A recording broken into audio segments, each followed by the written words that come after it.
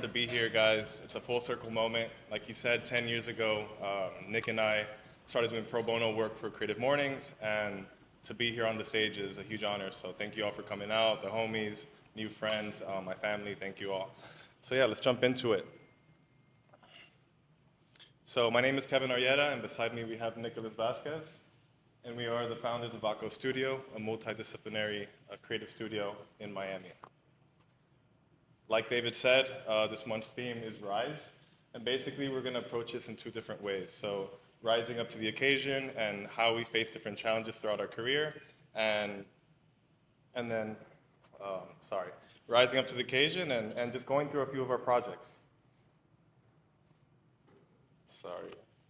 If you guys didn't know, VACO stands for Visual Artist Community. A lot of people just know us for the 4 letters, but it really is the core of who we are. So visuals, artists, and really embracing that community aspect. Like I said, we are a multidisciplinary studio. So from photography to content to branding to animation, we play within all these different realms, and we love it that way. We don't have a specific focus, and for us, that is really playing, not finding a niche, but playing within creativity. And here are some of the projects we've done. So from publication design to content with Tom Brady, to building sets for Team USA, to shooting campaigns with Puma, and for doing branding projects. We've done a little bit of everything. Cool. All right, so I guess to really tell our story, we gotta kind of like bring it all the way back to where it all started, which for us was in architecture school. That's where we met, and that's what I feel like that's where we picked up the skill sets to kind of put us in the position to apply different disciplines like we do.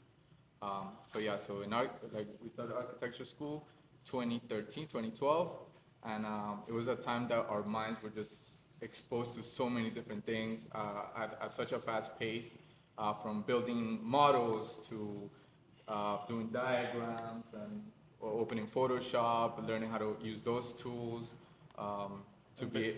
And basically in school, we had a full range of learning the whole Adobe suite. So we had to be graphic designers to display our projects. We had to be photographers to shoot them, and we had to be presenters and explain what our concepts were. So we had to work within that realm. So we got to experience all those different disciplines through that time. Diagrams, like Kevin said, picking up the camera to shoot our models, picking up even watercolor. Like at one point started kind of like combining these things like, oh, how do we brand architecture projects? To start playing a little bit with graphic design, 3D programs. So it really encompasses all kinds of different skill sets that we still use to this day. So, mocking up diagrams of what something could look like, public activations. It really expanded beyond just like I guess the core of just architecture and landscape architecture to full range like projects and how to fully use all these skill sets to activate different things. So we graduated, and knowingly or knowingly or not, we graduated being multidisciplinary creatives. So this was a very cool time. So obviously parallel to us learning this in school, on our free time, Kevin and I met early on in architecture school, and we immediately just like clicked based on our. I think initially it was our love of art and like murals. We would go skating in Wynwood when it was like not what it is today, but a little bit more like urban and like a little kind of sketchy. Yeah, we used to get kicked out by cops for being there, and so at the time, yeah, we were just amazed by all these public artworks and trespassing and painting on stuff ourselves. So that's when I guess we had our first kind of like do-it-yourself idea. Like, okay, we like murals a lot. We really want to like push this, so let's do it ourselves. Let's learn how to make home murals and get there. So we did exactly just that. We started, like Kevin said, trespassing and playing around. At the time, Wynwood wasn't as developed as it is right now. It was a lot of abandoned buildings where people were just experimenting. We met up with our friend George. He already knew how to use a spray can, so he kind of taught us how to use Yeah, how to paint a mural. And our buddy Jorge, on that note, was the only person we knew that spray painted. So, and my parents at the time owned a lot of real estate. So I'm like, hey, I have a wall for you. I'll give you your first mural. Teach us how to paint. I'll pay for the materials, and yeah, let's get our first mural done. So that was our first project, and we have Julian and Jorge in that, and that was the final result. yeah, so we did that, and that was the formula. We just do it, and then soon enough we're painting other murals in some of my family's houses. This is Julian and Kevin painting. And then soon enough we had another one in Opalaka. And then you know, at the time we were going by BA Collective. We still had always a touch of branding. We didn't know what it was that we were doing. We were just kind of like kids experimenting and trying new things, murals at the time. But hey, we need to print out this banner and let people know we're here. So yeah, we did that. Then another one. So it was a formula that was working for us. We started getting better. We even got a spot for FIU commercial. That they featured us. This is a frame from the video. It's like 3 seconds, but we're like, okay, we're doing something cool. And this is a mural that's in Wynwood, so it's right on 2nd Ave and 35th for Roberto Clemente Park. It's still up, and no one has touched it after like 7 years there. So it does need a touch up, but yeah, we even made it to the news. Yeah, we made it to the news. So it was something was working in what we were doing. So essentially, we just realized, okay, let's apply the same formula to the various things that we're learning and that we're interested in. If we're interested in it, we will learn the skill and just kind of do it ourselves and guerrilla it and then figure it out. So during this time, we were kind of like everywhere, live painting at FIU, doing some of our first like branding / logo work for our barber at the time, shooting early creative mornings, events. We just pull up with a camera and then do what we did, throwing our own events. And go back to that slide. Yeah, so that first branding project was for a barber, and it's crazy that we didn't even know Illustrator at the time, so we did that logo on AutoCAD. So AutoCAD was the only software we knew, and yeah, it's crazy to know that we brought in a font from AutoCAD and designed it in an architecture program, but for branding. So and yeah, again, like doing the pro bono stuff for Creative Mornings. Driving out to Doral to find a manufacturer or a producer that could like help us with the vinyl at the time because we had no connections in that world. So yeah, it was a lot of experimenting and doing everything and like just getting better at it. So go back. And again, all these things came from early on. Nick and I were fortunate to intern freshman year, so we realized the path for architecture was not exactly what they were painting in school. In school, they tell you design these buildings and be an artist and you could do whatever you want, but then wow, we were being taught that we were in the real life, doing cookie cutter stuff, and that really didn't work for us. So at that time, we really wanted to break out, and I picked up a camera. He was really good at art and illustration, and that's when all these ideas were born. So around this time, Creative Mornings, some early branding projects we did for some of our friends and some clients. And it was around that time that Vaco, as it is right now, or the main idea, was actually born. We like Kevin said, we were interning in architecture firms at the time, and we realized, okay, that's not really the path of us. We want to be more fluent in different disciplines. We don't want to have a specific focus. We just want to kind of experiment and do what we're interested in and approach it at a high level. So Vaco Studio was born. And again, it's no hate towards architecture. I think we just wanted the speed of creating to be a little faster and not be limited by permits and other rules like that. So through photography and other disciplines, we were allowed to do that. And yeah, that's where Vaco was born. So over the last 10 years, we've been fortunate enough to work with many brands, from global brands like Lululemon, Whole Foods, BMW, Nike, Puma, Barbie, to local organizations like FIU, Miami Beach, City of North Miami, and Coconut Grove. Out of all those clients, one always stood out to us, which was BMW. And this one, surprisingly, was one of our first clients starting off. So that first client...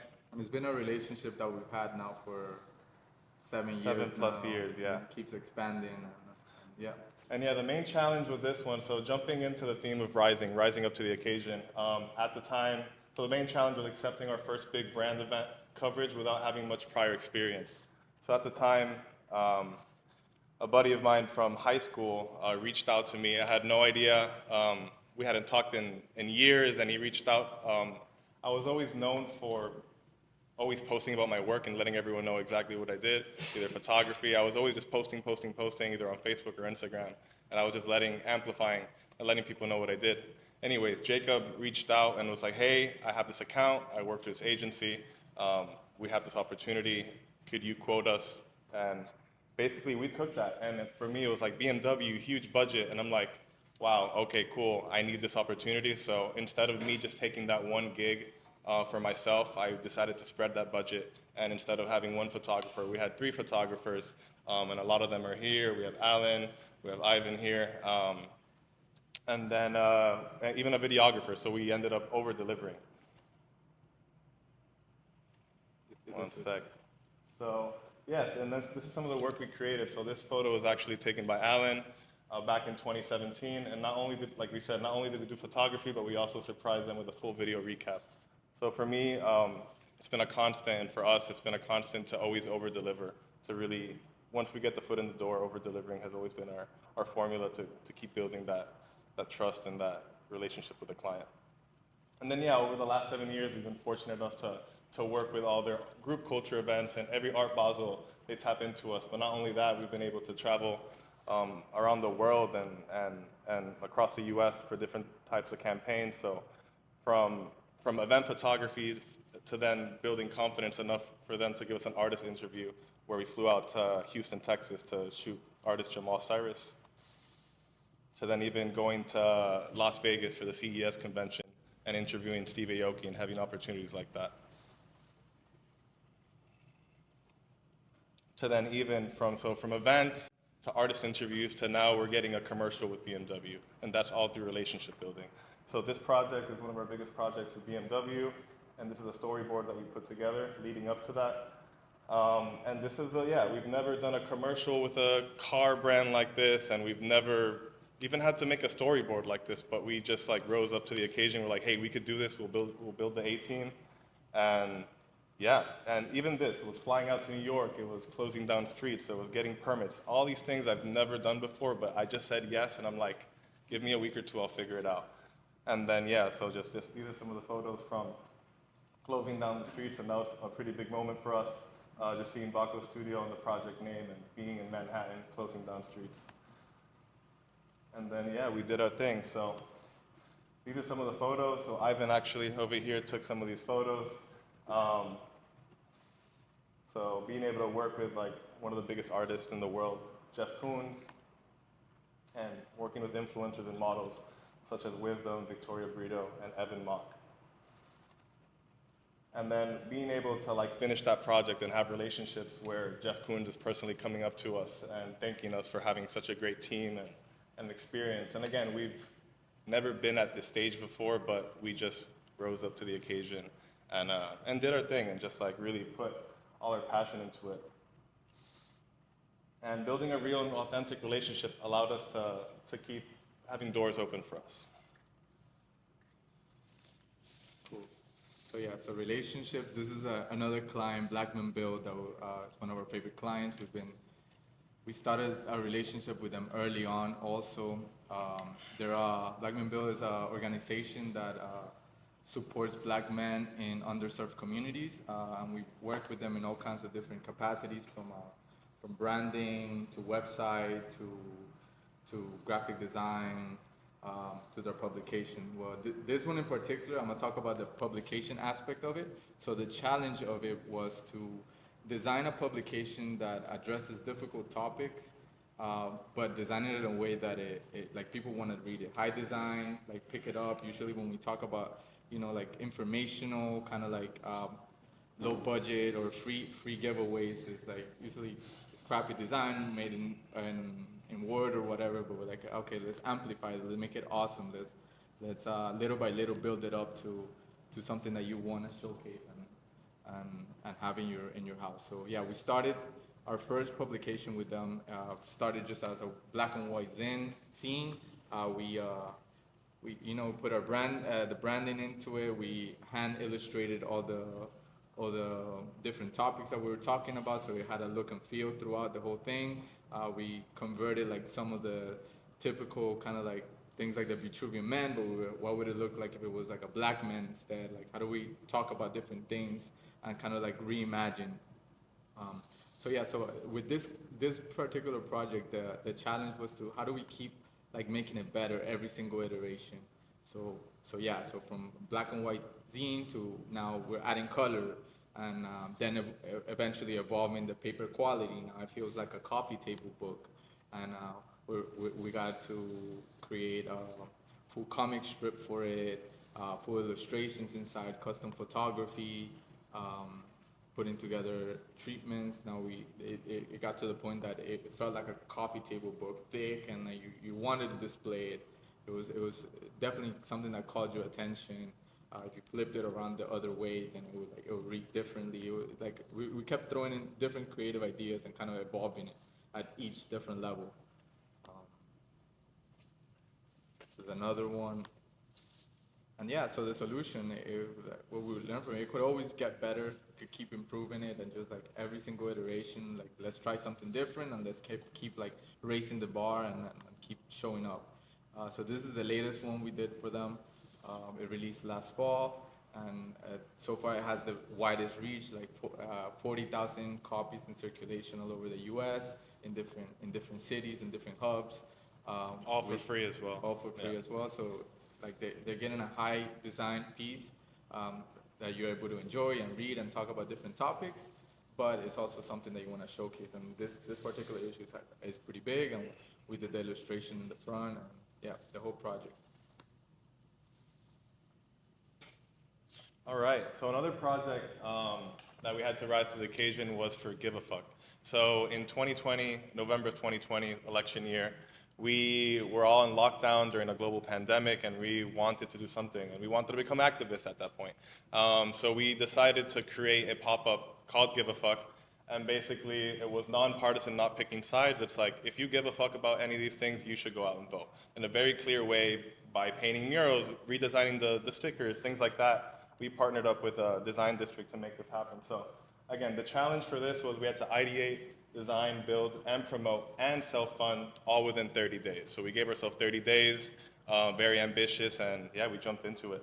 So this was a rendering of the idea, and we were lucky enough to partner up with Design District, where Tacombi is right now. I don't know if you're familiar with the space, but before that was Tacombi.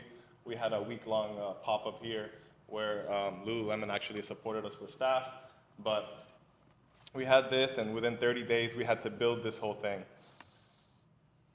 That was a rendering that Nick put together, and then this second image was actually how it came out. So pretty identical, and to be able to make that happen in 30 days is crazy. So yeah, so the idea for this was how do we create an information, but presented in a cool way that people want to read it, almost like I said, the Museum of Ice Cream, that you wanna kind of like make it interactive and people want to read it, or make it very Instagrammable, but it's telling you important information that you're gonna want to know about.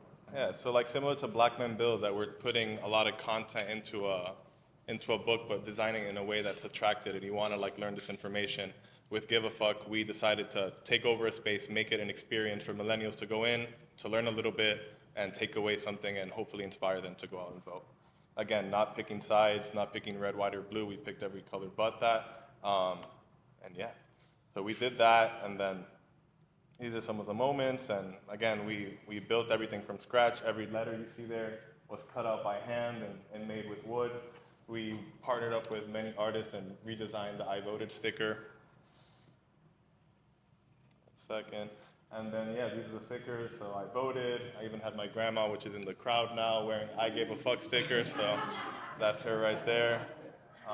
And yeah, just making voting cool. So that was really the goal with this project. So, and even working with Lululemon and bringing yoga into the space. So how do we, everything was so stressful at the moment, how do we bring in wellness into this type of activation?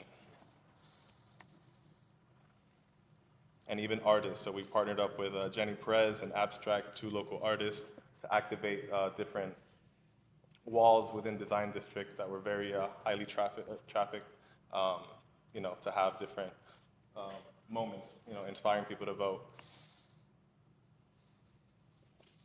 Okay. Let's go Heat! So this one was one of our biggest projects to date too. Last year, um, crazy project, super fast turnaround. The Heat came to us, and the challenge was build a huge set for Media Day. You got 2 weeks to build it and 1 day to install it.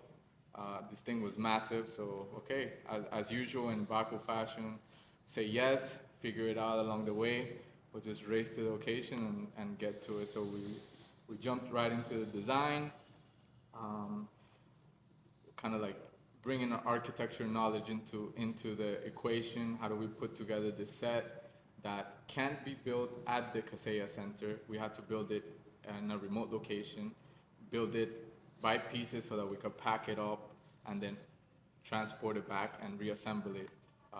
So we came out with the design, super interactive kind of 3 sets to showcase their pieces using their brand colors, very, very pop video. And so where you sitting right now is that this for 2 weeks this became just like a wood shop, building a massive 30-foot by 12-foot set. Because why not, you know? And again, we've built sets, but nothing like this. And we don't have a dirty space, but we do have this space, and we're like, okay, cool, we have enough height, we could build it here and break it down. Yeah, you see this wall that's 12 feet, so it almost touched the column. We had to like finagle away, like try to like fit these super heavy panels. Um, we had many members of our community and our team and people showing up, volunteering their time, and it just became a super. I mean, it was a crazy project. Now looking at it and seeing, you see, there's barely any room to walk around this set. Everything was so tight, but yeah, everybody came together. We were able to like little by little, the vision started coming to life, and yeah, like teams working around the clock. I'm not even gonna lie, this was like 2 weeks of like sleepless nights, just like to get this done. Yeah, and then after everything was built and it was beautiful and it was amazing and everything lined up perfectly in the set, then okay, now we gotta break it apart and pack it into a truck and and and reassemble it in location. So this part was crazy. Literally, the 1 day that we had to install, everything was going wrong. Initially, we had 48 hours, but then I guess the Drake concert came and they added an extra day, which meant that we had only 24 hours to load in and load out, which means that, again, we perfectly built it here, break that down into a puzzle piece, load in, and build 3, huge rooms within that time, and doing this for the first time. And yeah, it took us 2 weeks to build it here, about a week to paint it and stuff, and we had to install it in 1 day. So we had a solid team of all kinds of people helping us. But yeah, everything was going on. On my way to Home Depot that day, I got a flat on my truck tire. Uh, as it happens. Uh, we put in together the panels, the lining weren't even aligning anymore. We had to like restucco or like repaint and finish all the pieces. But yeah, we rose up to the challenge. Like the solution, just keep a cool head, trust the process. Little by little, we had to stay there like literally 1 day. It means 24 hours we were there. And yeah, the mission was accomplished. It came out beautiful. Their team was completely impressed. Like, we were approached by Jimmy's camp, and they were like, "Oh, who built this set?" We got many compliments. And yeah, so it was a truly stressful moment that culminated in like a relief. Like the job was done, we made it, and then yeah, the media day was a success. The sets came out beautiful, and yeah. Yeah, and I don't know if you guys remember or follow the Heat, but this was the time that Jimmy did like the whole emo look, and we were part of that process, so that was pretty cool. Yeah. And then yeah, so it was really cool. Like at every home game, the intro video that goes on the screen is this video here. This is a GIF of it. But to have the opportunity, we never thought we would even have something like that. But once the opportunity came, we said yes, and that's really been a constant.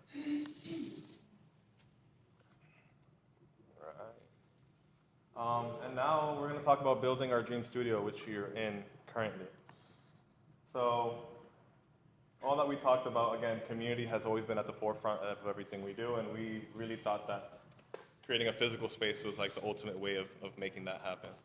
So using our architecture background and being able to design the space, what it looks like, we built these walls, and a lot of the team members here physically built this psych wall, so we're all hands on deck. And Yeah, that's one thing. We get our hands dirty in all kinds of things. It doesn't matter. One day we might be PAing for something. The next day we're creative directing. Like it's just no egos. We're wearing many hats. We just want to be involved in the creative process. So this space is kind of like a representation of those values into a physical location. It's a multi-disciplinary space that gets adjusted to its many uses. And yeah, that's the way that we like it. That's why it's kind of plain and simple, but it gets activated in all kinds of different ways. exactly. And these are some renderings of the back house. So this space that you're in is called the back house, and we call this our creative playground. So it's very simple in nature, and everything is modular and movable. Everything gets stored in that storage. But we had to design it in a way that worked for everyone. So from having yoga to being a production studio for photo sets, we had to make it work for everything. So that was the vision. See, That's how we got the space. this is how we got the space. It was a complete mess. And then we eventually It used to be a truck loading bay initially, so it was like even the floor is like slightly slanted all the way through. So yeah, so we really had to come in with ideas how to set it up and make it into our dream space. Yeah, so after like 6 months of build out, working with some of our partners, Frat Studio, and then Julian from our team that led the production of building the psych wall. And yeah, going through it. But this space, I think initially we kind of jumped into the space not knowing what we were going to do. We've never built a space. We've never like had a venue. We didn't know what it had to look like. And it's over the last 2 years being here, it's changed a lot of forms. And we've, asked anyone from our team here. We've asked them to move some furniture or move something. It's been a constant state of change, knowing that we have a limited time here, and we wanted to take advantage of this opportunity and the special space that we have. Building out thing. That's Zuli, that's sitting in the crowd right there. Ivan as well, my uncle helping, Julian, all hands on deck. So, These guys are grade 8 photographers building a building a cycle. My mom. my mom and girlfriend. So all hands on deck, and luckily we have their support to make all these things happen. He made a painting. So And what then about this wall? and then this is our values wall. Right now, when we first got the space, we didn't have the whole wooden shell. This is a little more visible, but basically this is our values wall. So we wanted it to be important for everyone walking in to know what we are about, and these are some of those adjectives describe who we It are. was like a really cool process to the actual making of this wall. Our friend Jenny Perez, she was live hand writing all these things. We made a list prior to it. It's like, okay, these are our values, and halfway through we realized we only had like 10, and then we had to fill up a whole wall. So yeah, so we made it a live exercise. Everybody that was there in our team just started shouting out words that represent what we're about, and she was just going at it. And it was a really cool moment just to see everything come to life like that in a physical way. And again, this is what the space looked like when we first did our grand opening.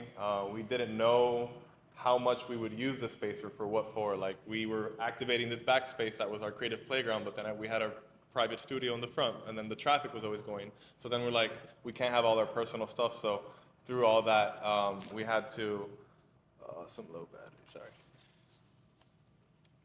Some iterations, so from our grand opening flyer, and those iterations, these are the sketches before then, and photos, film photos from our grand opening.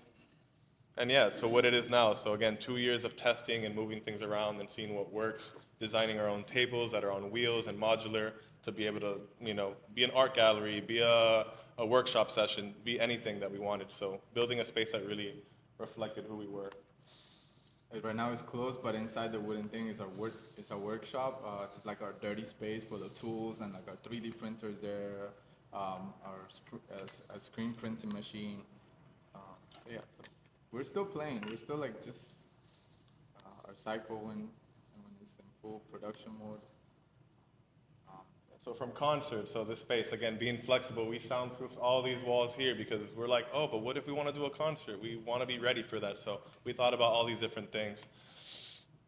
To then Yoga Plus, so having yoga, my girlfriend Natalie that's in the crowd as well, being able to activate the wellness side of things, and that was a huge importance for the space as well. Intimate concert here. You won't even recognize the space, but that's right here. We brought in huge trees in here, built that whole intimate set. We had rugs set up. Everybody was laying down, just like jamming, acoustic music. To even hosting, even hosting Museum of Ice Cream, where they booked out the space for a full day to have all their, I guess, leaders from all their different cities come in and have a workshop or an offsite, I think it's called. And basically, they use a front space to talk about team building, but then at the end, we activated the whole space, covered all the floors, and let them, play and have fun, and basically use the whole psych wall as a human playground and huge whiteboard. But it's ideas like this that we like. When the founder reached out to us, he thought, "Am I too crazy?" And I'm like, "There's not crazy enough for us. We want to test these ideas. We don't want just a simple white wall and people taking photos. We want people to test these ideas. That's why we're here." So it's a workshop for a local creative photographer that he was live editing in front of a huge crowd. One of our close friends, Jose, DJing at one of our events. And yeah, to throwing our yearly Halloween party and creating moments like this, and again, emphasizing community. And even David, that's on the top left over there, came out to the last one. So yeah, Baco community is just some of our members of the community is like super important for us. Like we wouldn't be here if it wasn't for the huge community that we have of super talented creatives, all kinds of disciplines, moving as a unit and in different parts, in different ways. So yeah. I think, the Baco story has just been really just testing new ideas, playing in our own playground, and really anything that we're curious about, we test it. And luckily we have a supportive community that, supports us and shows up to things, and they're willing to explore these curiosities that we have and we lead. And yeah, we're better together. The future, we don't know. Right now we're here. We have one more year in our lease. So we're gonna keep doing our thing, testing our ideas, but whatever it is, we'll rise to the occasion. Thank you, guys.